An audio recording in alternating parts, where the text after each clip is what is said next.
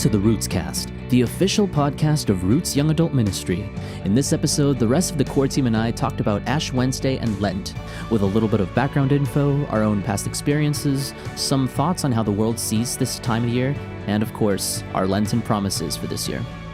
For more information about Roots and for some great resources, please visit rootsyam.com and enjoy the RootsCast Episode 13.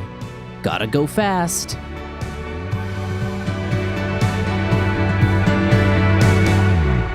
What's up, guys? Welcome to the RootsCast. What up, what up? Hello. What number is it? Who are you? 13. I'm Gerard the First, aka the Doctor. Who? Anyone? Go next. Hurry. What?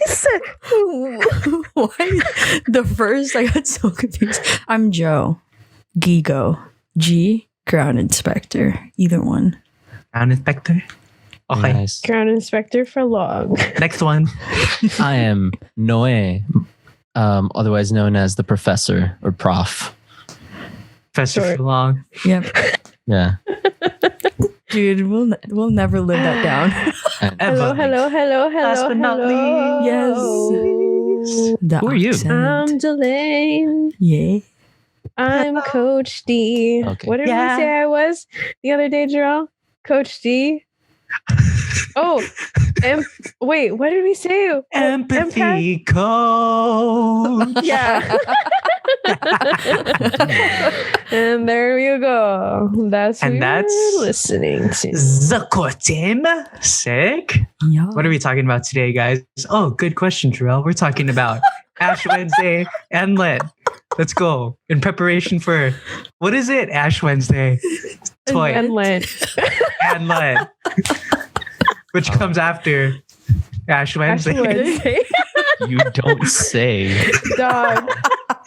The matcha's working. The matcha. Definitely. Yeah. Oh, dude.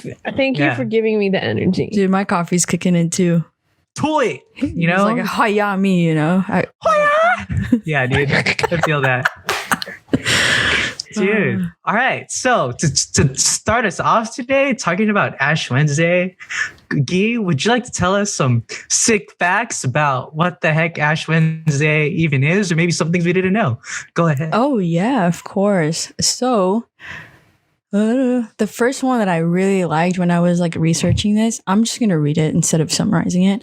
Cool. So, quote, the date for Easter has been set for thousands of years. It all has to do with the full moon of the Paschal or Passover full moon.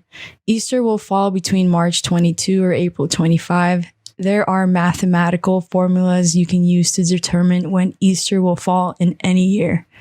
So it's not like, they were explaining that it's not like Christmas where it's like always December 25th. Mhm. Right. Yeah, so it's actual like a liturgical thing where I have to figure out mathematically ahead of time. Yeah, actually, they made us try to figure that out in like a ALF class. Or like they Really? did like 3 examples because they told us I don't remember how to do it, but I had to do it at some point. And they're like given this information, when would this theoretical Easter fall on? We had to figure it out. It was like I had to help people that didn't know math. Wait, I have a really funny story really quick. Can I tell it? Yeah. Yes, please. Stop it.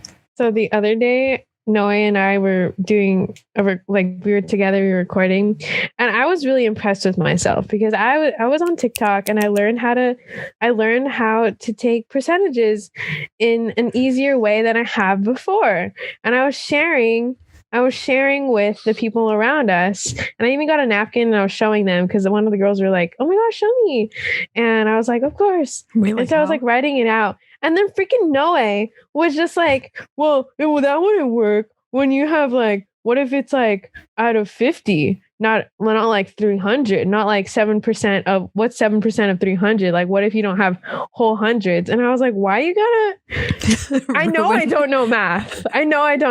So when you said math, Joe, I was like, I'm so triggered right now. Just remember that really specific way to count percentages that doesn't know. Anyway, whatever. I already said my piece. All right. Sorry. I apologize if I know, it's diminished fine. you in any way. I'm sorry, friend. I love you. I love you too. It was just so funny because when you said math, I literally was like, I'm having all the flashbacks. Anyway, And this, That was friends, fun. is you just witness how reconciliation works, between some friends. Yeah. All right. So the second fun fact that I really liked is, quote, Catholics started the tradition of Lent around the year 325. 325 during the Council of Jeez. Nicaea. Correct. Yes. Nicaea. Okay. Oh, Nicaea. Yeah, The okay, council. Nicaea. Okay.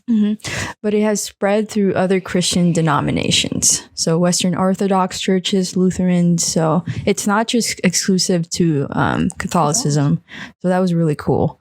That And makes so then- much sense. 'Cause, Yeah. like, I've had Christian people like, what are you doing for Lent? I'm like, Lent. No, yeah, I was really What do you confused mean? too. It's I know what funny I 'cause- mean. It's funny because What do you every mean? time I hear that, I'm like, "Are you converting to like Catholicism?" For sick. I know, I forget. That's an aside, but okay. So the last one I really liked. Wait, can I add to that actually? Yeah, of The course. reason because we also learned this in my I said ALF earlier. I took an advanced liturgy formation class, so that's why I know like a bunch of like Whoa. random trivia Advanced. only with things that are related to liturgy. So I Hey, feel that's the need to bust it important. out. No, whenever. yeah, dude. Yeah, right. So Literally. like this practice of Lent comes from like before like even it's something we still do today, right? Adult baptisms and you're right, the initiation sacraments happen on Lenten Easter. season, Easter, Holy Vigil. Saturday. Holy Saturday. Like yeah, what's yeah, it yeah. called? Easter during the Vigil? Triduum. Yeah. Yeah. Okay. There you go. That's a safer option during the Triduum. Yeah. And oh, dude. sorry. That literally just came out of my mouth. English is my first language. Okay, gosh. Anyways, so that's when that's when those sacraments are for like before usually you'd get converts, and that's when those sacraments would happen. And so like the time before was spent in a as kind of a fasting and especially by them the catechumens, they would prepare for this for their Right. sacraments by fasting before Easter and that kind of deal. And so this Lent was partially also born out of this kind of communal fasting. Yeah, we fast as a church along Yes, with I read that too. the new converts. That's Yeah, and that makes sense cute. because like obviously we're probably going to talk about this with the 40 days. I was reading earlier that 40 days is a lot of purging, having that renewal of, because we do renew our baptismal vows on Easter, right? Mhm. Right? Mhm. Yeah. Yes. Yeah. You know what's Nice. interesting? Because like psychologically, to create a habit is 21 days typically. Mm. And so if you obviously if you double that, like how great of a purge of like any, and like obviously most addictions are a little bit more severe, but like any habit or habitual sin or anything like that can be uprooted during that time of Lent. Mhm. Fun thoughts that I'm having. Yeah, and I think that's one of the, I guess, so to speak, evidence that we Wow. have that purgatory is real because of the like purgatory on earth. That purging. Yeah. Mm-hmm. Yeah. Wow. So we're really preparing for heaven like now. So I'm gonna start crying. super sick. But then so my last fact, I had 3 because of the Holy Trinity. You got to do things in 3s, Oh, beautiful. Yeah. I was So the gonna the third one is it says Lent doesn't actually end on Easter. It ends on Good Thursday, the day Jesus has the Last Supper. Good Friday is when Jesus dies on the cross, and on Easter Sunday he rises from the grave, which is the Triduum. Right. Yeah, I was like, Wait, okay. I was like, I knew that, but I didn't. Okay. I always get this confused. What are the 3 days of the Triduum? Is that Friday, Saturday? Good. Oh, it's Good Thursday. Thursday. Good Friday. Okay. And then And Easter. yeah, Okay. and Saturday. I always Oh, forget. shoot, Easter is it's not its Holy own thing. Thursday. Monday Thursday. No, right? it Or is. something? It's Holy Thursday, Good Good Friday, Friday, and Holy Thursday. Holy Saturday. Yeah. And then because Easter is obviously Easter, so Yeah. Resurrection. it's a whole Yeah. different. Well, that just begins the Liturgical. whole different liturgical season. Yeah. Mm. And that's why I was confused earlier, by the way, because those adjectives are different in Spanish. Yeah. Oh, It's, what are they? I was trying to think. I was trying to think of Holy Saturday, when in Spanish it's Sábado de Gloria. It's like Glory. Saturday of glory. Glory. Yeah. Saturday. Oh, because the vigil. Whoa. Yeah. Well, that makes sense because Oh. Easter during vigil. Also, So Easter vigils. That's why I got are- confused. I know my They're stuff. like kind the of, longer ones, right? Easter vigil is like Yeah. the longer mass. dude. Yeah, But Easter. it's yeah, so if beautiful. Done right. yeah, if done right, yes, licitly. Yeah. Done, Okay. done Yeah. right. Yeah. That mass is supposed to like go on for a good, good like, bit. Yeah, there's like yeah. a bunch of psalms, bunch of readings. The longest one I've been to was like 2 hours at least. 3 hours. Sacred Heart. Oh dang! Heck, yeah. Also 3 Yeah. hours, I think. Yeah. Yeah, it's because they have a Or lot 2.5. of because it's a bigger church, so they have a lot more Yeah, RCIA that makes sense. people too. to Yeah, confirm. Yeah. But like, Dude. man, like you start with like candlelit and stuff, and Dude, like I get so Sacred emo. Heart being like that dark, and it's just like then you just see true. all the like candles start to. Woo. Also, listeners, that Sacred Heart in Rancho Cucamonga. Oh yeah. If you're curious. The church There's a is lot of there's a lot of sacred Yeah. parishes. Yeah, Imagine and I like was- someone from I was- Australia is like listening to this or Yeah, like, like, looking for a Sacred Heart. Where's They're this? like, They lied to "Yeah, me. False know Delane was in the advertisement. I didn't know that she's living here. She's an Aussie. I'm an Aussie. I'm just really great at an English accent. That was so bad. I can only really say like kangaroo and Or like Bora. Walmart. And, Dude, like, we have the some perfect like kangs. reference in the Hillsong United. Like that's where. Oh, okay, yeah. Taya. Okay. I'm just kidding. Yeah, hey, big fan. Yeah, tell ya. But yeah, Taya. those are my fun facts. Dang. Ooh, Thanks. that was fun. Thanks Those for were sharing, fun Jeff. facts. Those were all Dude, fun. they really They were fun. So fun. so fun. So fun. It sounds like we're overcompensating, but I No, like legit, This I'm is like natural. mind-blown. Oh This is pretty natural. But So they're sick. so fun. So fun. Oh my gosh. it's making it sound fake. Sorry, No. I just I'm having so fun. I am for real. Hey. Ooh. It's Yeah, fun. Yeah. Thanks for sharing like some of the history. And also Noe, thanks for coming in clutch with your Alf. Dude. I heard elf in my head. I don't even thought of that know. earlier. I was like, Yeah. Alf. It's great. Dang. Elf. Elf. Yeah, I mean, what's it called? Lent is pretty tight, and I'm really glad that it starts with Ash Wednesday, something that's so intentional. And of course, like, I don't know about y'all, but I feel like the moment you go to church and then the priest like marks you with the cross and it's just like, remember that you are dust and to dust you shall return. It's like, it's pretty tight, because like, I don't know about y'all, but whenever I experience that moment, I think about every other moment in my life when I was like in Ash Wednesday, and I'm like, dang, like Drill 2013. Remember how you felt when you heard this? Like, how do you feel now? Like, is that any different? And I think it's just pretty cool, like having something as simple as ashes being something so symbolic as a call to repentance and a call to truly change. And that's like what pretty much Lent is about, like it's about this time where I don't remember who I heard this from, but there was a priest who was like, man, like I love Lent because no matter like where a child of God is, it's like their time to come home no matter what. Because like maybe you're a Catholic who goes to Easter and Christmas Mass, yeah, but or maybe you're not. But when it's Lent, like it's one of those things where you're like, well, I think I should give up something, right? Like even if it's something like chocolate or whatever, like Right. yeah, that's always like why I've loved like Lent, because that That's idea of true. like coming home and like repenting and being like, you know what, like maybe I haven't been the best Catholic, or maybe I have been a rock star Catholic, right? But like when it's Lent, it's like, dude, it's pretty tight. So anyway, Yeah, they're still being redirected. Yeah. yeah, like Thanks no matter for where pointing you that like- out. Yeah. Like I used to be mad with the Creasters. The what? Creasters. The Creasters, like the Oh. Christmas the and Christmas Easters. and Easter mass Oh, only. you know what I Oh call yeah, them? yeah, CEOs. Oh, Christmas and Easter only. Yeah. yeah. I love No, them but for both. real, thanks for pointing that out. Yeah. That's definitely That makes me like I feel like I'm gonna like see them and I'm like, I'm just so happy you're here. here. Yeah. Yeah, absolutely. Actually, I have a personal anecdote regarding that. Ooh, Mm. please share. Anecdote. That I was like, I I love specifically Ash Wednesday. And I thought, Joe, one of the one of your fun facts would be how Ash Wednesday isn't actually a holy day of obligation. Oh yeah. Because that's something like, but it makes sense. That's something like a lot of people bring up. Yeah.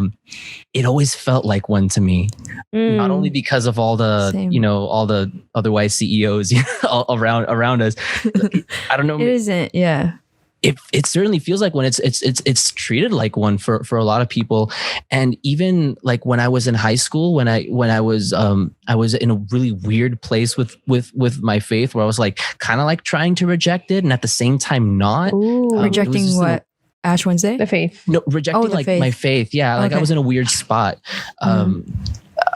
Even at that time, I remember it was the weirdest thing. Like Ash Wednesday would come around, and for like one day, even if I wasn't even in the worst, like I don't remember what year specifically, but even when I was like most alienated from my faith, when Ash Wednesday roll around, I would like get out of fourth period, because we always had during the lunch hour, we always had an Ash Wednesday mass at the school. I don't know how that was allowed, but that was tight. And I would always go there through the club. And there was something so powerful.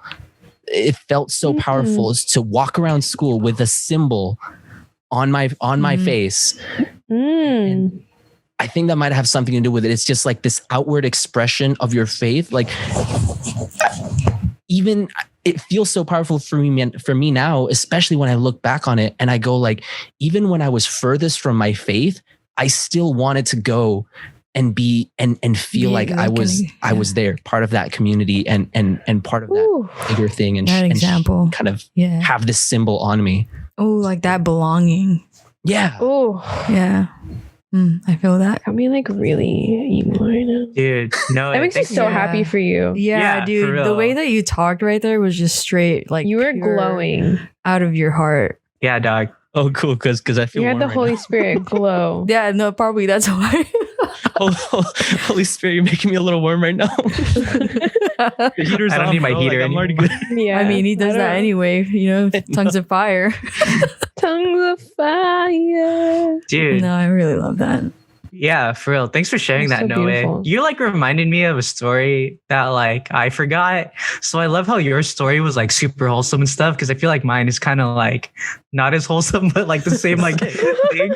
So like when I went to UCR, right? Like we would have Ash Wednesday mass, and like I used to always go to their Newman Club, and like, dude, it would always be empty. Like whether we have meetings, whether like we're just chilling like at the Newman Club, and they had like, it was tight. Like they had a TV. There would always be like random food, and like there would no one there, right? But they would always make it a point to have Ash Wednesday mass on campus. Then they even had like mass on campus, right? No one ever went. When it was Ash Wednesday, like they knew to like book like the biggest venue and to make sure that they had like hella ashes and hella Eucharist, right? Yeah. And I remember for me, like being the college boy that I was, like I would see so many like beautiful women and I'd be like, what the frick? Like you're Catholic? Like you're in my side. Like, hey. Like, whoa. Like, I also am Catholic. I'm Catholic. You see these ashes, bro? It looks common like we ground. have something in common. I totally feel that. It happened at CSUSB too. Yeah? Yeah. I remember walking around, I was just like, whoa, people know I'm Catholic. And I had like internship, or I guess like research internship afterward. And like I had to like, I had my ashes and people were coming in and I like spent time with them and like did all my like research stuff. And they would be like, oh, so you're Catholic. And I'm like, oh yeah. Yeah. Okay. And that was when I was like, I'm in the same boat as you, like Jarrell, where I was just like, yeah, like I'm Catholic now, you know. And then I remember this one specific time where I was like really getting into my faith. I think it was my 4th year. I veiled for the first time. And so like I walked out of our Newman, or like our mass, which was packed. One, I was the only one wearing a veil, so that was fun.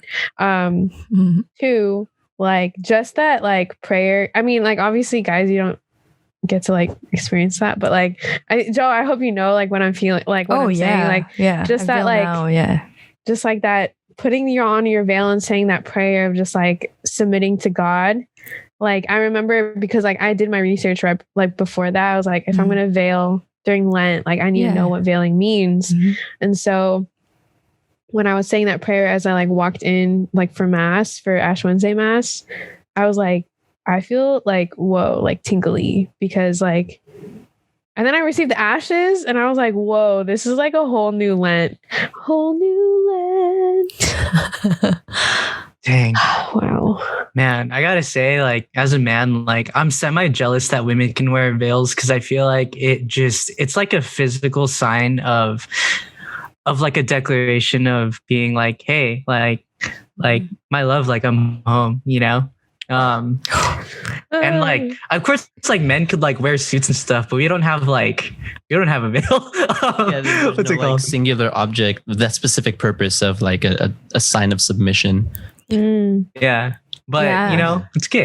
It's okay. I mean, what really gets me is that you're physically forced to gaze in the Eucharist, you know, like because and it's just like it's like blinders. Yeah. I kind of like it too, because I'm just like, yeah, when you not like back here, I like literally just this is my face, and I miss veiling.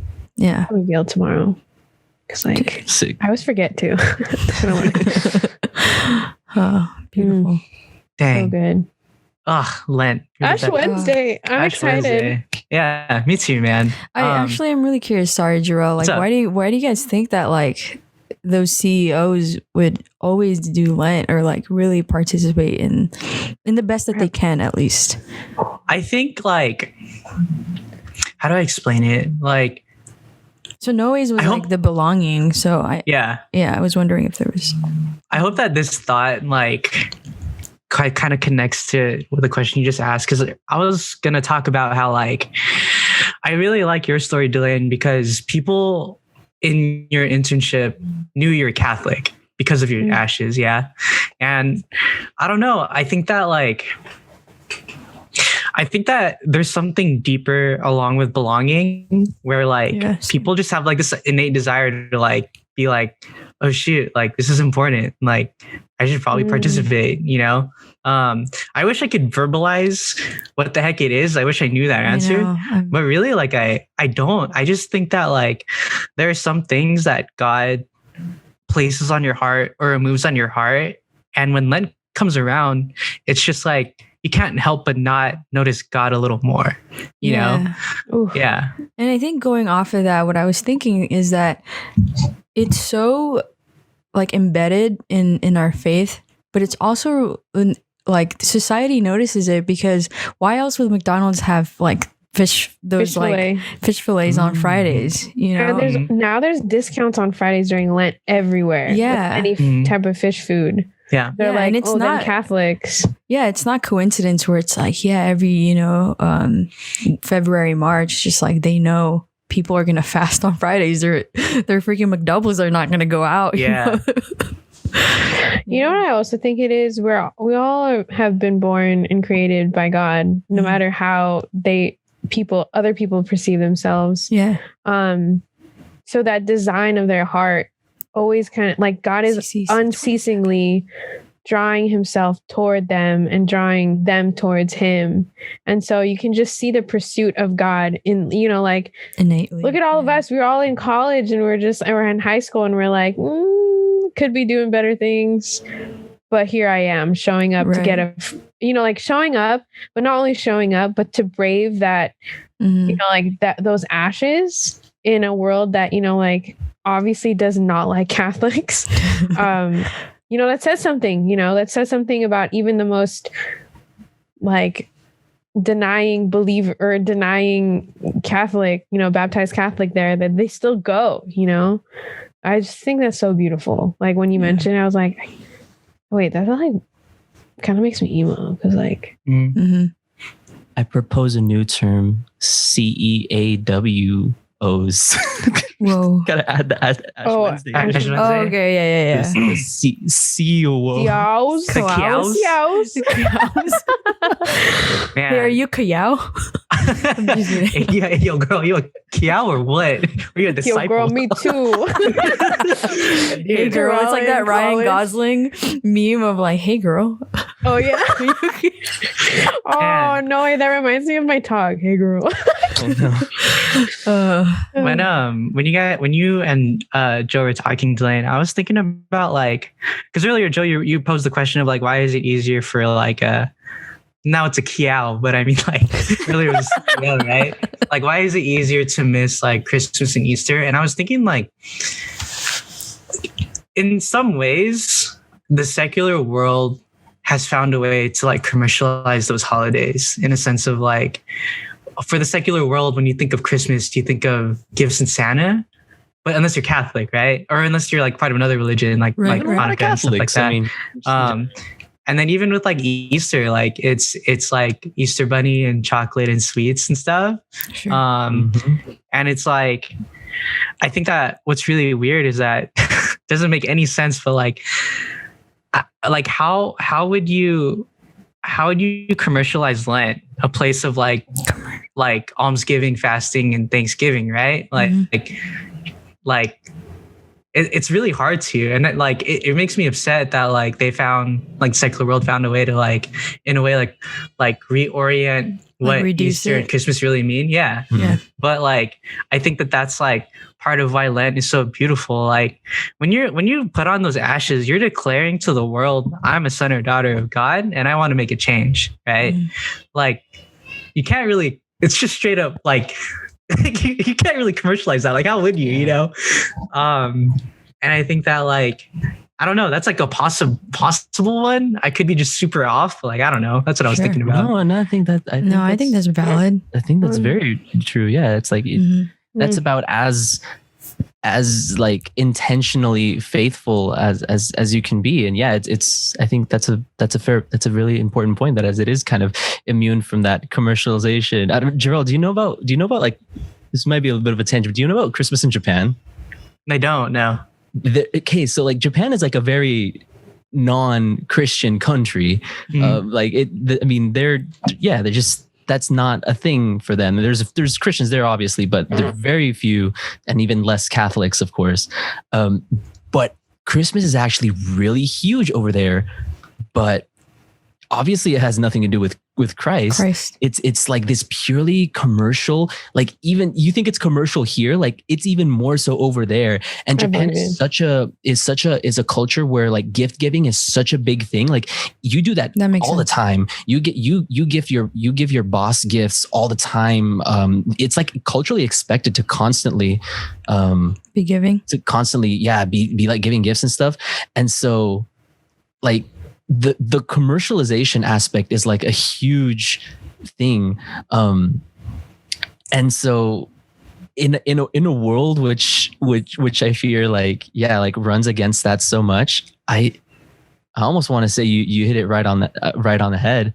I think that's a really, really big point in favor of Lent, the Lenten season, and why it is such a big deal, even and widely like considered and known even outside of our immediate like faith circle. Yeah. Dang. Dude, I had no idea about that. That's so tight, Noah. Thanks. Dude, along with like this idea of like what like Ash Wednesday means, I actually wanted to like ask you guys like if you've put any thought into like what your Lenten promises and sacrifices are going to be. And if not, I don't know, like, do you guys have any idea of like how you want to change? Because kind of like with what we did with Advent, like, I think that it was probably like the most fruitful Advent I've ever had because we like collectively made it like intentional. So I kind of wanted to bring that back with Lent too. And maybe it's a good idea for us to like start thinking about or like not even start thinking about, but like really like ask ourselves like 5 days, dog. Yeah, I know. Like, hello, why aren't you thinking about it? Like, what's it called? Yeah, like, what changes do you guys want to make? Like, I think one thing too I wanted to do this year for Lent is like, I have this terrible habit of during Lent I go really hard on like something really sick, and then afterwards I just go back to the thing. And I don't want to do that this year. So I don't know, like with that in mind, do you guys have any ideas yet?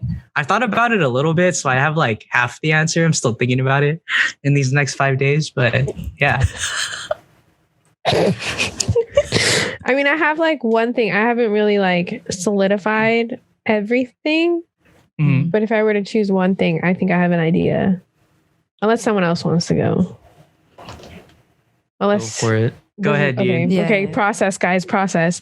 I'm only prepared because we were talking about this in the GM. So, something that I was initially gonna do is just I don't wear a lot of makeup already, but still, like the past couple of years have been like really about like not just finding my identity in Christ, but like grasping onto that, like really, really looking at what beauty means in that like we were made in his image and likeness. So like obviously that touches interiorly and exteriorly. And so for me, like physical appearances has always been like an insecurity for me. And I thought about like I should just give up makeup. But then like, like Gerald, you were saying like you just go back to it, like you just revert back to like me depending on makeup to feel pretty or to feel beautiful. And I know that sounds so like surface level, but like how many wounds stem from like the way that you feel and look about, or the way that you see yourself, And so like, I mean, even, like I know that guys have insecurities too.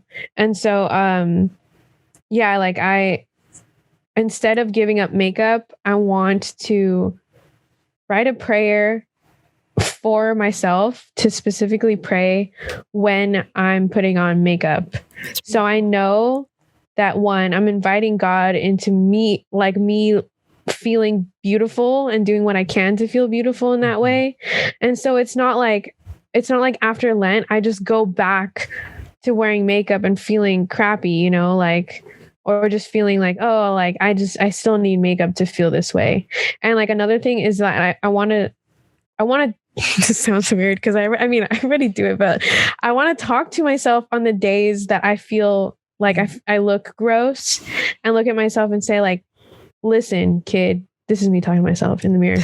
But like, listen, kid, like it's okay not to look 1,000% great every day. Cause like you're going through life, you're going, like 20s aren't easy, and like you're doing a lot of things and it's okay. Like it doesn't say anything about your beauty. It doesn't say anything about your relationship with God. So you don't like, cause I think there's so much toxic positivity where like, even when you look like crap, people are like, no, you look hot, girl. Like you look so good. And I'm like, I don't feel that way though. So like, why can't I feel okay with not feeling okay about the way I look today? Sure. Like it's okay to do that. It's okay to feel that way, but that doesn't reflect who you are to God. That doesn't reflect your beauty that God sees, like, and so I want to focus on that instead of trying to like, I'm going to get rid of makeup and like, that's it, like I think the intentionality about what makeup, means to me. Like, it's not like I'm going to go the rest of my life not wearing makeup because makeup can be fun, like, we shouldn't also, like put such a negative connotation on people who are wearing makeup. If that gives them the confidence to, like walk around, then but like for me, it's that confidence of just like asking God to be a part of it, and like the microscopic intentionality instead of just like, I never think about God when I'm putting makeup on, basically. And like, I'm supposed to be thinking about God in everything, but yeah, like those two things, like I really want to focus on as far as like, it's not, I guess it's more prayer than fasting. But yeah, like I feel like that I just want to uproot that stupid, like toxic positivity where I'm like trying to convince myself I'm always okay. Like it's okay to feel like you still look good. And I'm like, no, I don't. but that's okay. But that's okay. Like, yeah. Yeah. Yeah, like I don't need to feel good about myself 24/7 because you know why? God feels good about me being his child 24/7 Yeah. and more. Nice. I think like that sounds a lot like really trying to uncover like what the disorder is exactly in Mhm. that specific thing. Yeah. Yeah. No, yeah. Yeah. I think that's kind of, I mean, anything else that I'm going to try to do is probably going to like surround that same, like really just trying to get to the root of that distortion of like whatever is happening, like sin, like a habitual sin or some kind of presupposition of sin in some kind of way. And I think that's what happened with Advent, why it was so fruitful was because like it was taken so differently than like what we've done in the past, like individually, you know what I mean? Like what you said, Jarrell. Anyway, yeah. Oh, that's so beautiful. TBH. So it's For so real. beautiful, dude. I can't even like, It's I'm so like I got nothing like that. dude, No, but, yeah. I'm emo for you. Like Yeah. you really, really love God so much that you know, you really want to purge that out of you. Like that's all what I got.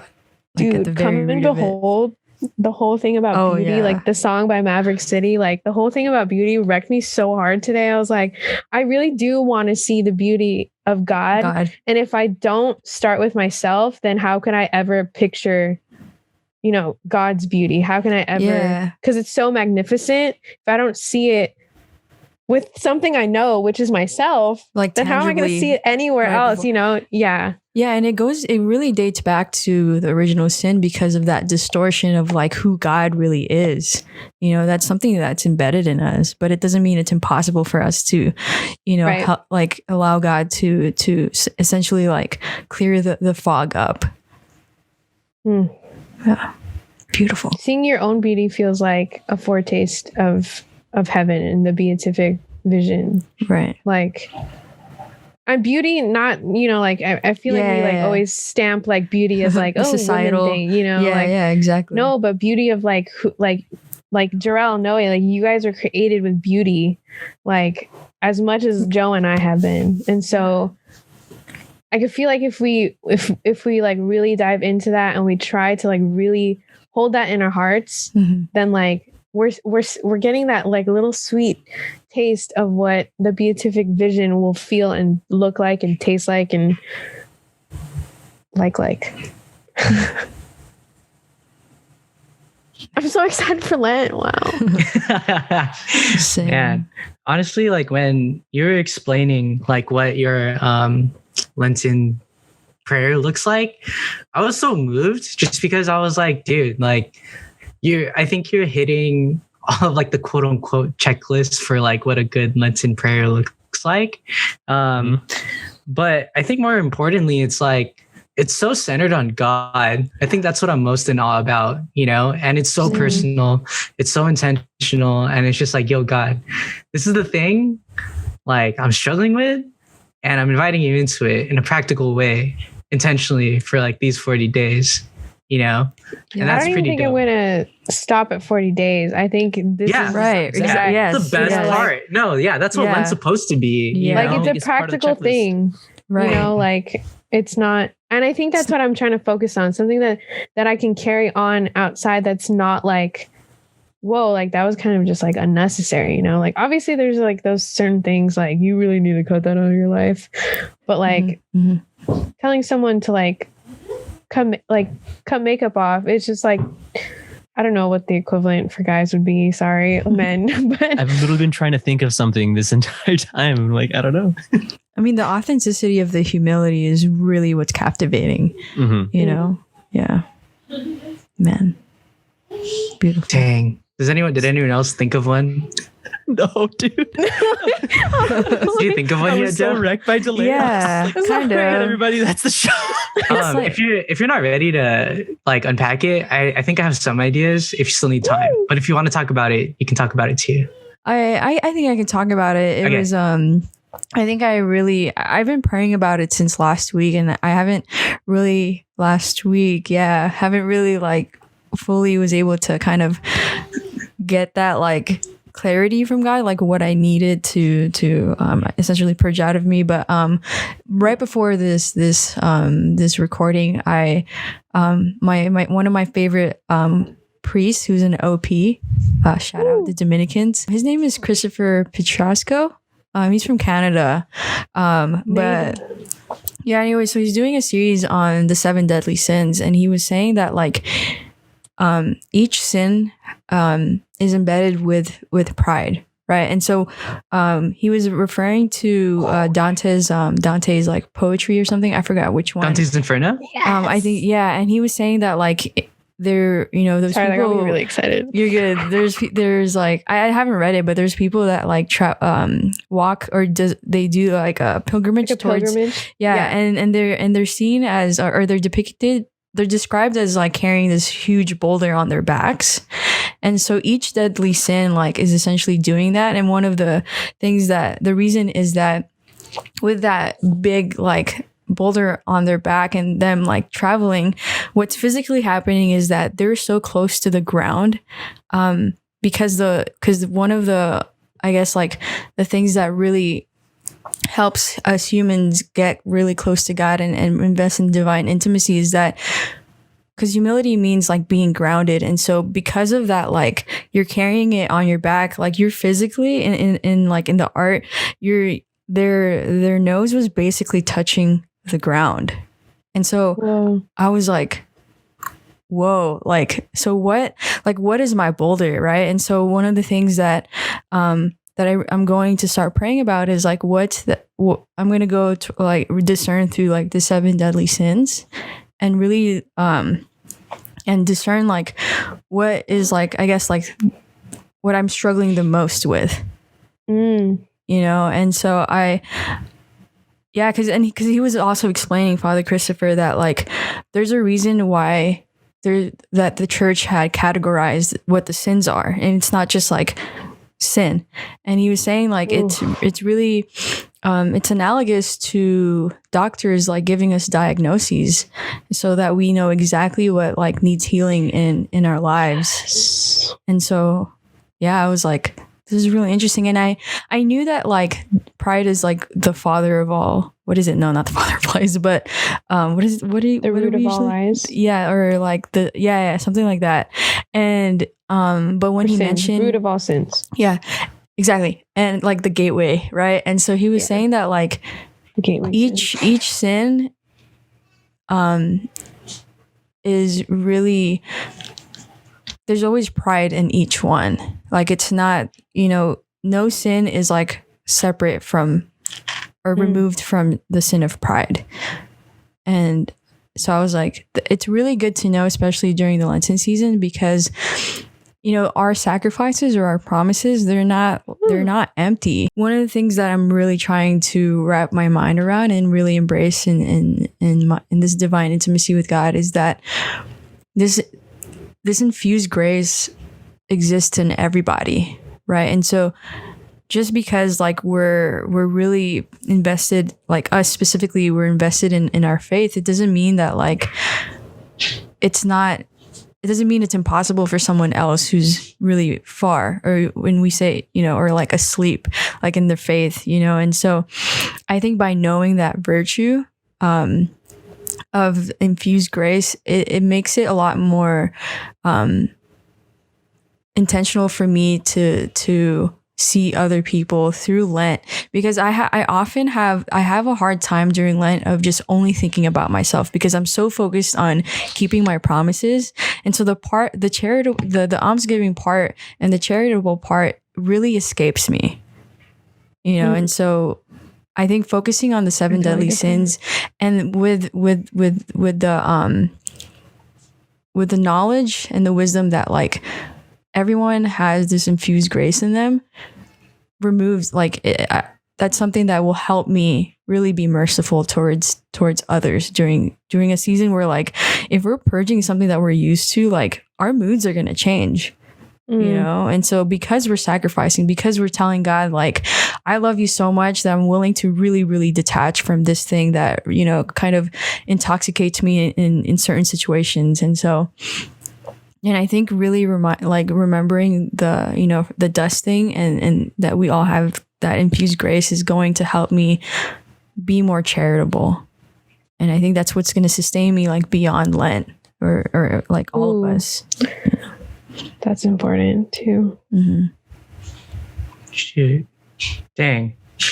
I really like how yours is also just so personal, but in this case, it's like declaring war against sin, and that's pretty tight, you know? Like, Ooh, whoa. yeah. Oh yeah, you verbalized it. That was cool. Real good. Yeah, because like I've never ever heard from someone that their focus is literally to not only fight sin, but fight personal sin in an intentional like what's like heaviest for me. Like literally you described it as a boulder, you know? Mhm. And I think that it's also really cool that you pointed out that like, yeah, sinfulness does come out of pride, you know, it, so I mean, be careful of it. Yeah. That was So good. I know I said I hadn't really thought of something yet. And I kind of still haven't, but I'm leaning towards something now. And the reason is because Joe, the fact that you connected it to the, kind of rooting or to looking at the 7 deadly sins. Well, I went and looked up because I can never remember the full list. And then I looked back at it, and then I was looking. My eye gravitated towards wrath and anger because I went through this kind of deal. I think it was 2 years ago. I don't remember now. Time is weird. Where I felt like I was at a very angry place for some reason, and I was just kind of losing my patience a lot. And I saw that And I mentioned losing my patience because I saw that as like kind of the epitome of the state where I was in of the embodiment of my sin of wrath and anger. I mean, I didn't see it that way at the time. I just Sure. looked at the fact that I was losing my patience a lot, and I went, okay. And this was around Lent because I was trying to think of, trying to do this intentionally. That I think this was when I was first going through ALF and when I was first learning about all this, Alf. When I was first learning about all this, cool, heavier theological stuff. And so I really wanted to make like my first, big boy Lent, very, very, very fruitful. And I looked at that and I went, okay, I think, I don't know. I didn't know how to phrase it at the time. And I think that was part of the problem, but basically it amounted to where I felt like I was making more like a resolution to be more patient, and to be more charitable. And I forget exactly how it happened, but when I voiced that to someone, it might have even been my dad or I don't know. I don't remember who it was, but I talked about it with someone, and I don't think they quite got it. And probably, like I said, because I didn't quite verbalize it right, but they made me look at it as like, oh, I'm kind of like doing it wrong, or like I wasn't like, maybe just because it was more unusual than the like, I'm gonna give up beans for Lent, or whatever. I don't know. It's just the typical kind of thing we do. Sure. And so I'm thinking, like, as you were saying that, I was really thinking about like, well, now that you've mentioned that about like connecting that to the 7 deadly sins, I think that was part of where maybe my mind was going, even if I didn't quite know it at the time. Right. And I think revisiting that wouldn't be a bad idea. So I think that's where I'm leaning. And yeah, I'll have to think about that and pray about it more and find a way to make an equally strong intentionality about that, because that was a part of another part of that was I was looking for something like, what is something I can change long term beyond the 40 days, right? And whatever. Right. And so that's why I kind of really landed on that patience thing. And so don't quite know how to verbalize it yet, but that's where I'm going. Yeah, I think that was really good. No, I think that's super beautiful, because sometimes in past Lents or just in life, we have these lessons we want to learn, but we don't know how to commit to. And maybe Noe, like, past you had some kind of inkling on like, oh shoot, this is a thing I need to work on, but you just didn't know how to like tackle it yet. And that's okay. And maybe this is just the time that God's like, hey, we're going to do Remember this that? land. Yeah. Remember that in honor of past you and present you, this will be a thing that, I would love for you to focus on with me. Yeah, because if you think about it, that probably has so funny, has a root in your faith life now, because like that means like there was a wound there where sin dug a hole and sin like rooted itself in your heart and in your soul. And so now maybe now is the time where God is like, I see your intentionality. And so like, let's uproot that. Because so many things probably came from that. Like other, like sin isn't an isolated thing. Like just because you sin in like one area doesn't mean that like, it's not, like other parts of your life. And like touched. the 7 deadly sins are the 7 deadly sins because they themselves lead to so much other sin. Yes, exactly. They're the base of the spider web. Yep. Yeah, that's where all the vice comes from. I'm excited for you, both of you. Yes. Me too, man. I think that was a really good point, Delaney, because today I forgot where I read it, but I read about a recommendation to write down the moments of like consolation, to journal them so that like you can go back to when we're feeling desolate. And the prime example, or like I guess reference they made, was that was one of the reasons why Mary took everything in or kept everything in her heart. And I was like, Hey, can you say that again, Joe? Can you say that one more time, actually?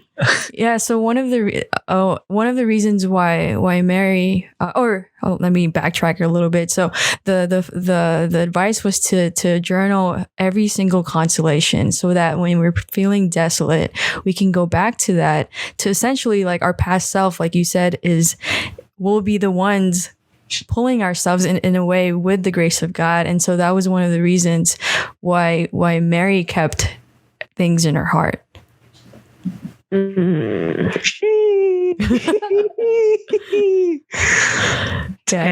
came from the advice came from a saying, but I can't remember for the life of me right now. But yeah. Also, I will say, as someone that does like a gratitude every day, like kind of in the sense of like not just like your stereotypical gratitude, but like moments obviously that I recognize God working in my life.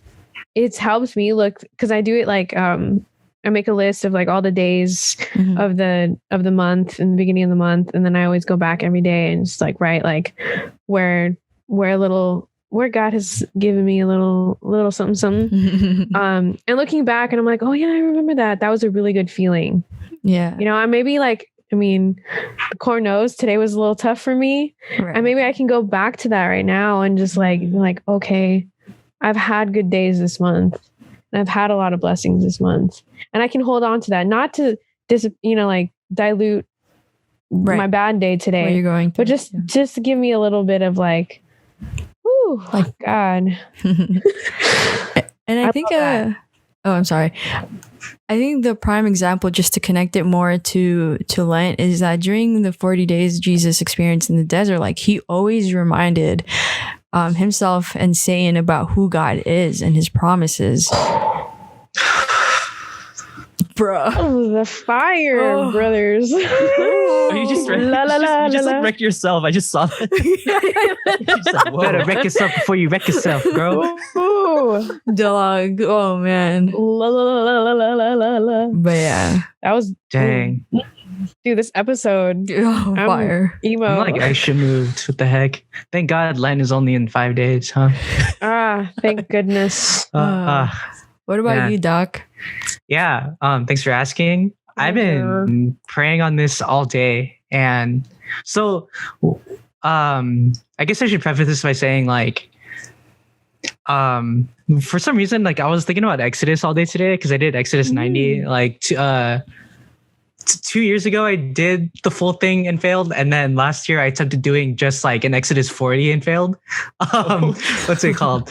And like, Can you explain that a little bit for? Yeah, no problem.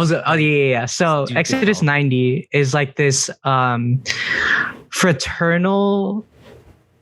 I was gonna say vow, but that's not true. This fraternal, I guess, like commitment. There you go. It's like fraternal commitment, specifically for men, geared towards asceticism. Yeah, geared towards asceticism and basically like becoming like a better man. And so basically, you have to give up a bunch of things, like such as alcohol, sweets, sweet drinks, warm showers, and things like that. Like the OG fasting.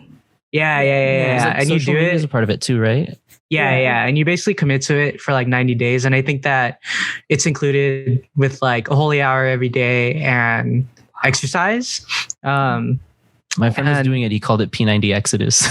Yeah, dude. Because that's what it feels like. And honestly, like the thing that's cool about Exodus is that like if you truly commit to doing it, you see it. Like you see it in the body too. Because obviously you have to like work out and like you're technically taking up a diet, right? The reason why I bring that up is because Lent is always so hard for me because Exodus allowed me to reach such a deep level of intimacy with God that I feel bad if I don't attempt to like do something really hard, if that makes sense. Sure. Like for example, like obviously it's called Exodus 90 because you also journey with the Israelites and Moses throughout like the book of Exodus, right? And you read a reading every day. And I remember like they'd be spitting some fire in the readings, like like if you notice, like the Israelites were strong in the first chapter, but why? How come there were more of them and they were stronger than the Egyptians, but yet they were enslaved, right?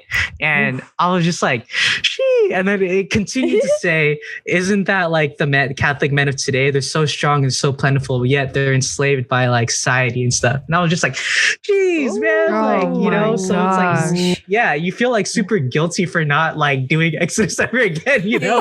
Like, yeah, because you're like, the bar is set high. Yeah. And so today I was like, yo, God, like I don't want to do Exodus, but like I want to be able to experience that intimacy. So I was like, God, like, okay, what can I do, right? And I think that one thing that came up to my mind while you were talking, Delane, for some reason. So lately, I don't know why, but I've just been having like these times of looking back at past memories, whether it be like times I've been hurt or people have been hurt. And I had this idea. I don't know if I'm going to commit to it yet, but it's kind of fire. I was thinking about like writing letters to past me or like those people, like kind of like, dear Jarrell from the past, sorry this happened to you. I hope you know that things are different now. Or be like, hey, person who I hurt in the 7th grade, I still think about it. And I wish that I were this and that when I encountered you, because I still feel that. Yeah. Just because, I don't know, like for some reason recently, like I've been feeling this want to repent for that and not really knowing how. And this is the first time something ever like manifested in my head for how I could handle that. Too, I was like talking to God today, and for the first time, like I was able to admit myself, like I'm not happy with who I am, but like not in like an unhealthy like depression way, more of like, dude, God, you love me so much and you want me to grow. And I think that that's why God's allowing me to like experience this like unhappiness. It's kind of like if God allowed me to feel really happy about who I am right now, then I wouldn't be motivated to do something about it, you know? Right. And it's like, I want to like let God in here and let him know, like, listen, I don't know how to grow. I don't know how to grow from here, but you do. And so if unhappiness, if this like, whether it's like unhappiness, like you're like that I did to myself, or if God's just allowing it to happen, like either way, it doesn't change the fact that I want to let God in here and guide me and let me know, like, dude, like what the heck do I do from here? Like, how do you want me to grow? Like, what ways do you want me to grow? Like, I think that what that looks like now is that like, I think that I was having like a huge reflection about my life. And I was just like, you know, a lot of pivotal moments in my life were very passionate. I could say impulsive, but I did pray about it, but maybe not enough. And like wild decisions, right? And so I was like, you know what, God, like help me to make wise, holy decisions and small things. Then Yeah. you know, if like Mm. if I don't have anything like super big to say yes or no to, then I Right. want to at least be pruned somewhere where I struggle so much, and that's like in discipline and stuff like that. That's why Exodus is always hard for me, because like discipline is Sure. something that's really hard for me. Yep. And then the last thing that I thought of, oh my gosh, my brain, hello, where'd you go? Thought, hello? Oh, Oh, dude, it was a good one. Where are you? Where are you? Come on, brain. Come on. where are you? Where are It was shoot. Hello? Am I just not meant to share it? I'm cool with that too. If you repeat your last two real quick or something. you just talking about why John. 9 Exodus? growing. Oh, I got it, guys. Yay! So I think I mentioned this before. Maybe I haven't on the podcast, but like last year, I remember God spoke very intimately with me about a new title dash name, and it was Martyr of the Hidden Life. And Oh, I think that like I'm so you know right now. you know that scripture that goes like pray in your room and Yes. like don't so I've been praying about the hidden life a lot, especially in the relationship of Saint Joseph and Jesus, and in the consecration to Saint Joseph by Father Don Calloway. There's this part where like it mentions Saint Joseph wasn't there physically at Jesus' crucifixion, right? Because obviously he like wasn't written there. But what he did do was that from all the memories and love that happened in their holy house during Jesus' hidden life, Saint Joseph prepared them by loving them, by creating beautiful memories, by just like letting his wife know, like, I'm here for you, helping her through the literal birth pangs and the spiritual birth pangs of like, you know, the birth of the church, you know? And I was really moved by that, because I think that God has allowed me to be in the spotlight and like in the front line a lot. But honestly, this is like the first time in my life I've ever been really attracted to being hidden, but not my faith, if that makes sense. Yeah, Like, yeah. Sure. Mhm. I want to figure out some kind of Lenten way for me to live out that name in a way that doesn't compromise me, like losing my identity in who he is, if that makes sense. So I need to figure out a practical way to like live out that name. The only thing I can really think of is to pray the litany of humility and just learn how to like love silently without asking for anything in return, if that makes sense. That's the only thing I can like think of. Beautiful. Yeah. You And know, then no, go ahead. I totally forgot, but my like super practical one was I know I love movies and TV shows and video games, but I've come to realize that I'm very good at consuming media but not digesting it. And so what I want to do is Ooh. like Whoa. what I want to do is like whenever I watch a movie or a TV show, I want to like either A, like write a talk about it, or at least B, Whoa. like find a way to like bring scripture into it. So then like say I'm watching like Ninja Turtles, like I want to find a way to like bring God into that, and then maybe that there's like a new scripture waiting for me in that movie. Because like 99% of like my talks and stuff are like movies and TV shows anyway, so might as well do something that I love, and instead of like trying to like abstain from it, if I'm gonna do it again, like maybe make it more intentional. I don't know. Yeah, that's what Yeah. St. Paul did with the Athenians. Jarrell, I'm can I, like, excited. join I know you? we don't have. Wait, what? I was just saying, can Dude, I join yeah, you, let's do Jarrell? it. Can we like exchange? Yeah. I don't know. Maybe we could do like a movie series or something. That would be tight. Anyway. No, because No. I'm the same way. Like I love consuming. Like Jarrell, you and I have talked about this so many times where we like are really good at like watching a bunch of things, and we do have those moments where we're like, "Whoa, I saw God in this like plotline and stuff." But like I never like really write about it or talk about it or anything like that. So I might just hop on that train with you. Dang, maybe we can figure out something with Roots actually. But Really were you gonna say something earlier? I was just gonna say I'm excited. I know we don't have like video, but like when you first started talking about this, I had like this visible look of confusion on my face because I'm like, it doesn't feel like it from my end. I'm telling you, like from an outside observation, it seems like you do a good job of thinking about this stuff already. But if you feel like there's even more room to grow, then that just makes me that much more excited. Yeah. For what's to come from that. So heck yeah, dude. For sure. I was gonna say, like just like Noe. Sorry, Joe.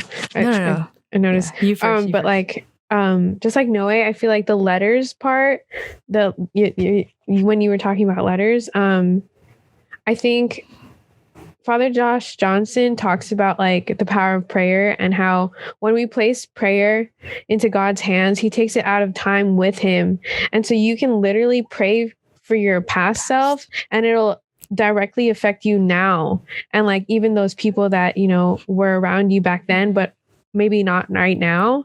And so I think that's such a practical way because like I think for me personally, when I sit with my past, my mind explodes because like you have like what, like almost 23 years of life, and that's a lot of pain, that's a lot of things, memories and things that, you know, like you're going through. And so like physically writing it out, that's why I love journaling, because like you just you know, like you have to slow down somehow. And I think that's something that's so beautiful about a hidden life, is because if you look at a hidden life, it's quiet and it's slow. It's not built, you know, like it's peaceful. It's a place where like you feel safe, you know, like if I'm in the city, I don't feel safe. If I'm in the country, I feel like it's just quiet, you know, like it's safe, it's open. Like, I don't have to like freak out about people around me. But like, I just want to affirm that that's such a beautiful thing to dive into, and such a powerful thing too, because imagine how much healing is going to happen. And then you know, Easter happens, and imagine like how your past self, you know, comes, and your now self is going to be, you know, like united with our resurrected Lord, you know, like just that imagery of like, you returning to like kind of like your dust in a way, and then coming back up with Jesus. Like, bruh, I'm excited. I'm just really excited for you. Like, I'm very, very excited. Thanks, dude. Dude, yeah. Going off of that, I think, okay, I'm pretty sure some of this is right, but so this made me think of our whole entire conversation reminded me of Saint Ignatius' story, where I think he was a soldier, and he became handicapped in some way that he had to he was stuck in I guess in an infirmary for so long. And so what he did during that time was, and this is where the Ignatian contemplation and spirituality came from, is that he literally contemplated about his entire life just so he could give it to God in the most intentional and specific way. So I guess like I'm saying that for like a suggestion specific, I mean for everyone, but for Noe, I think, and for myself, is to like maybe Ignatian spirituality is what we can use throughout our Lenten season and promise. And then the last thing that this whole thing reminded me of, I told Delane this and another friend, is that I saw it on a story, and it said that like soldiers are ready to wear their armor, but are they ready to bleed like one? And I was like, what? So I think we're at the part where we're ready to bleed like children of God, you know, like his soldiers as part of this church militant, you know. Man, that's gorgeous, dude. And honestly, I think that that's probably such a perfect way to end off, because, you know, like Joe said earlier, you're not the only one who thinks that Lent is like just this alone thing. I don't know, like maybe this could be a year where we pray on who can I walk with during Lent. Not only do we want to, keep our Whoa. promises, but not only do we want to keep our promises, but it's a time for us to like come home, right? And there's no better way to come home than hand in hand with like the soldiers who we're fighting this battle with. So let's bleed together. Don't do Lent alone unless for some reason like That's what you you're feel called to super do. duper. Yeah, if you're super duper convicted, then hey, good for you. But like maybe try not to do it alone. Yeah. Thank you all for Also, listening. accountability. Oh, heck accountability. yeah. Yes, because we're human and we mess up. Anyway. Yes. Thank you for listening to the RootsCast. We love you guys. You're the best. Love you. And Yes. tune in next time. Good luck with Lent. Praying for you. Bye, guys. Bye-bye.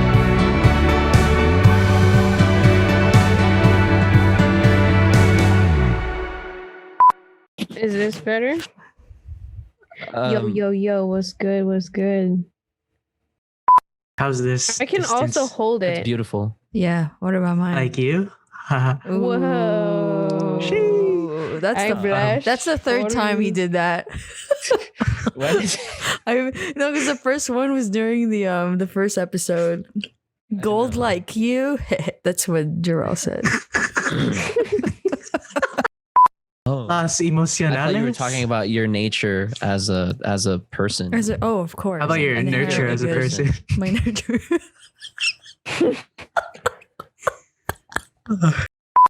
So who wants to open?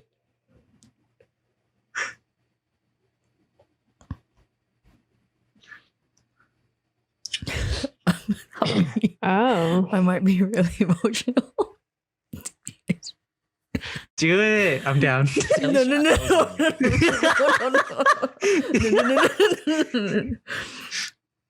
That just reminded People me will be like, dang, she's just really into Lent. I'm like, dear father.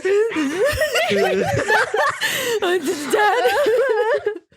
You were in the Oh, dude. Okay, I kept laughing the entire time, partially because like freaking Delane. Why did you have your hair clip on top? I know. I was sorry, like, I you look like a forgot. cactus. I forgot. I literally do these things and I don't remember that I do them. I'm not looking at myself when we're all talking. I'm looking at you guys. So I'm sorry. You're like saying some profound stuff, and then I'm like, dude, you look like a fool. Let's talk after we pee, because I gotta pee too. Yeah, I'm still peeing too bad. It's like profusely right now. Getting up. It's profusely sweating and peeing at the same time. Ew, Joe. So Joe doesn't necessarily have to leave the Roots cast. I was thinking that too. And that would just mean like one Friday a month. Yeah. So No, I think it's a yes. It's a full yes. we don't need to cry. We don't I know. I need was to cry. like, but at least I let it out. No, I was like, Yeah. Oh, I it's was okay. I so cried all emo day. during the first. Yeah. Wait, that's why I literally said. That's why I was confused this entire since we started recording. We were like, "This is the last podcast." I thought this was like established that like, oh, she should be like on the podcast though. So that's why I find that so funny. Dang, I would have been more emo if like I wasn't on that. You know, Thank God really no one sad. wasn't on I know. Dude, I was like,